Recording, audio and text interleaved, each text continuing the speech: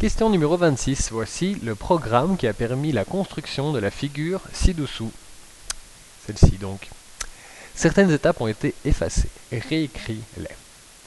On a commencé par tracer un carré, A, B, C, D, de 4 cm de côté. Donc chaque côté de ce carré vaut 4 cm.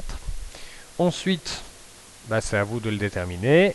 Puis, il a tracé les droites AT, c'est celle-là, et aussi DC, AT, DC, ok, donc d'un côté, ça vient, hop, hop, hop, hop, détermine le point R, le R, c'est l'intersection des droites AT et DC, détermine le point S, le milieu du segment CR, hop, hop, et il doit encore faire quelque chose.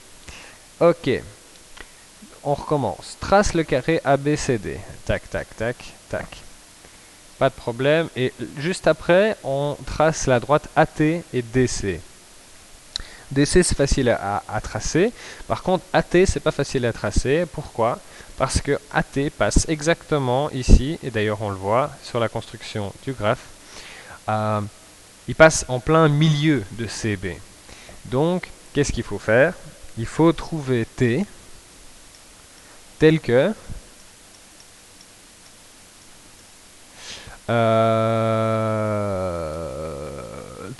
CT soit égal à TB. Donc, que T se retrouve en plein milieu du segment BC. On peut ici écrire ça. Hop. T. Qu'est-ce que je viens de dire? Soit T le milieu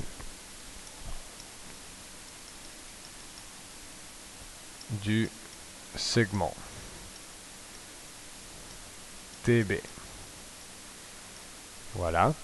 Après, effectivement, grâce à cette étape, on peut tracer AT et DC, déterminer le point d'intersection R, déterminer le point S, milieu du segment, et il nous reste une dernière étape, c'est tracer le cercle, parce qu'on n'a pas tracé le cercle.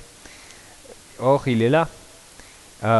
Et c'est un cercle S, parce qu'il y a un centre S ici, et de rayon CSC. Donc ça nous fait trace le cercle de centre S et de rayon SC ou CR comme dernière étape.